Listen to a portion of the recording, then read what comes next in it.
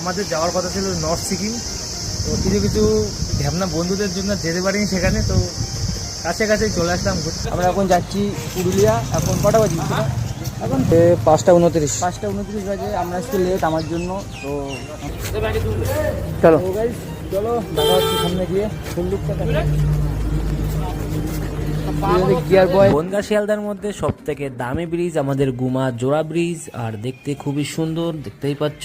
অনেকে এখানে এসে ফটো তুলেছে, আর ব্রিজ রেডি হওয়ার আগে আমরাও তুলেছি অনেক। তো দেখতে দেখতে চলে আসলাম এয়ারপোর্টের পাশে। তো এইখানে যে রাস্তা দেখতে পাচ্ছ, এটাও নতুন হচ্ছে, কল্যাণী রোড, যেটা এখানে যে শেষ হচ্ছে। আর বলো না, এত খারাপ এত খারাপ। তারপরে বিভৎস জ্যাম। এখন কোথায় থাকার কথা, 8 ঘন্টা সব রেডি করে রেখেছি। আপাতত চলে এসেছি প্রায় ডানকুনির কাছেই। তো মনে আছে এখান থেকে একটা ফটো পোস্ট করেছিলাম, তো হারার মতো।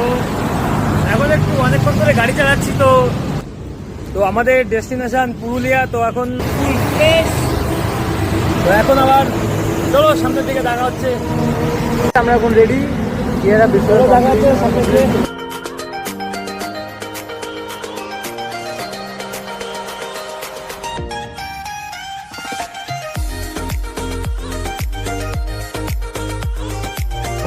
বিশ্বটা কোন শর্টকাট দিয়ে নিয়েছে জানি না। এখানে রাস্তা ভালো, তো 4-5টা বাম্পার, আর যেখানে রাস্তা খারাপ তো পুরোপুরি খারাপ। রাস্তা ভালো, রাস্তার অবস্থা ভীষণই খারাপ, জানতাম না এরকম হবে। তো দেখতে পাচ্ছ ইট দিয়ে পুটিং করেছে। 18 কিলোমিটার অব্দি সবে এসছি। তো পুরুলিয়া এখনো প্রায় 207-8 কিলোমিটার আছে। তো আপাতত জয়পুর ফরেস্ট মনে হয় আর 40। খেতে হবে, খিদে পেয়ে গেছে।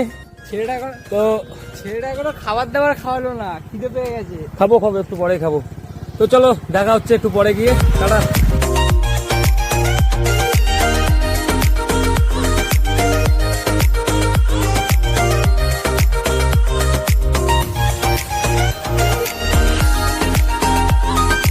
ফাইনালি চলে আসলাম জয়পুর ফরেস্টে। অনেকক্ষণ পরে একটু শান্তি পেলাম। কত কিলোমিটার? 161 টোটাল। এসবে আসলাম 162 কিলোমিটার। আমাদের হাফ রাস্তা কমপ্লিট। এখন আমরা এসেছি জয়পুর ফরেস্ট। এটা আমাদের ডেস্টিনেশন ছিল না, সবে হাফ রাস্তায়। সবে এখান থেকে জয়পুর ফরেস্ট স্টার্ট সবে শুরু। তো চলো একটু খেয়ে নিই, তারপর আবার টি ব্রেক গ্লো করছে না ভাই। মুড়ি ঘুগনি খেয়ে নিচ্ছি। না ঠিক আছে, তুলতে হবে না। তো আপাতত এটাই ভালো মনে হলো, তো এটাই খাচ্ছি। কেমন লাগছে?